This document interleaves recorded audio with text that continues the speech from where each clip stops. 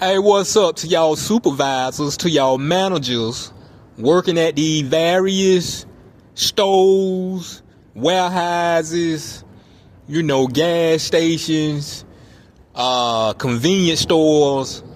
Y'all gotta be careful how y'all talk to people, man. We living in a time now to where everybody's stressed out, they going through it. You never know what's on somebody's mind. They can smile at you today and come in and ready to off your ass tomorrow. All because you said the wrong thing. That's why I ask God, man, to bless me to get something going other than just working at these warehouses, restaurants, and things of that nature. Shout out to my people who work at these spots, though, because, hey, you got to do something. I just like to think outside the box, man, because some of these jobs have became a place to where either you can get erased or end up in prison for a long time. So let's check out what Crazy Man did. Here we go. News Channel 9 at 11 starts right now. A federal and state investigation continues in Cleveland amid a deadly shooting at Barku Plastics. Tonight we have new information about the victims in this case, along with reaction from one neighbor who says the situation will affect a lot of people. Thanks for watching. I'm Josh Rowe. And I'm Kim Chapman-Whitfield. You can see some of that heavy law enforcement presence on the monitor behind us right here. Authorities eventually made their way into a nearby home where they found the suspect's body inside. This evening, police released the names of the victims. One of the employees was a company vice president. Sarah Howard was in Cleveland tonight, and she spoke with one neighbor as he tries to get back to normal. One neighbor tells me this is normally a quiet and friendly area, the kind of place where everyone waves as you drive by.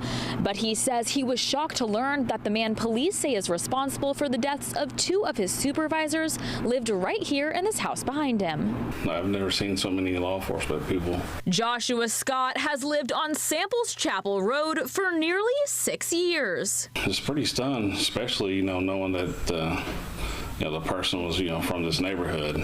He says it's been an emotional day, one that's left his quiet street shaken. My son thought he heard like a drone, so he kind of ventured outside, and he's like, there's SWAT, at the church and everything. Cleveland police say it all started just after 10 Monday morning, when officers were called here to Barku Plastics for reports of gunshots. We are investigating this currently as a double homicide. When they arrived, they found two men dead inside, identified as Tobias Gleinig and Ivan Aldergott. According to the company's website, Aldergott was the company's vice president. Investigators say the suspect, a former employee, barricaded himself inside this nearby home, prompting an hours-long standoff. They're advising suspects left in a black BMW, unknown direction of travel. Victims upstairs. You got waivers out front. In this police radio traffic from Broadcastify, you can hear officers directing tactical teams to surround the area before moving in. Police say after several hours, they used a robot and drone to get inside, where they found a man dead from a self-inflicted gunshot wound.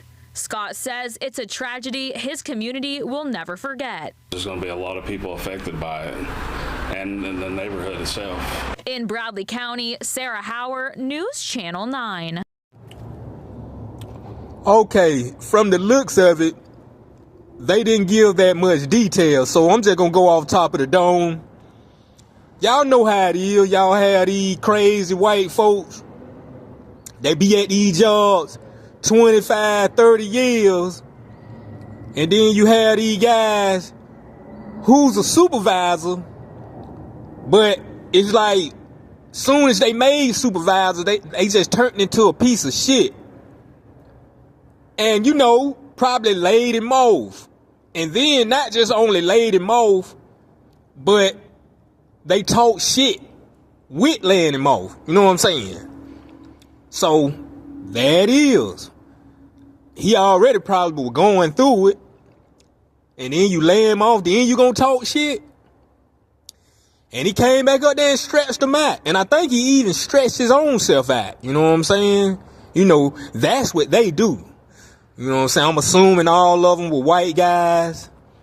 You know, they do stuff like that. Kill the whole house and then just off they self. You know. So let that be a lesson to y'all supervisors. Man, don't become no supervisor and get the big head and try to handle people. Now you want to start talking to them any kind of way. You know, just a few weeks ago, a month or two ago, y'all were cool. Now you done became supervisor. Now you won't even speak to the person. You ready to write them up. They ain't gonna talk crap until, you know, you get yourself stretched out. Well, another one gone, y'all, due to an idiotic decision. I'ma holler at y'all.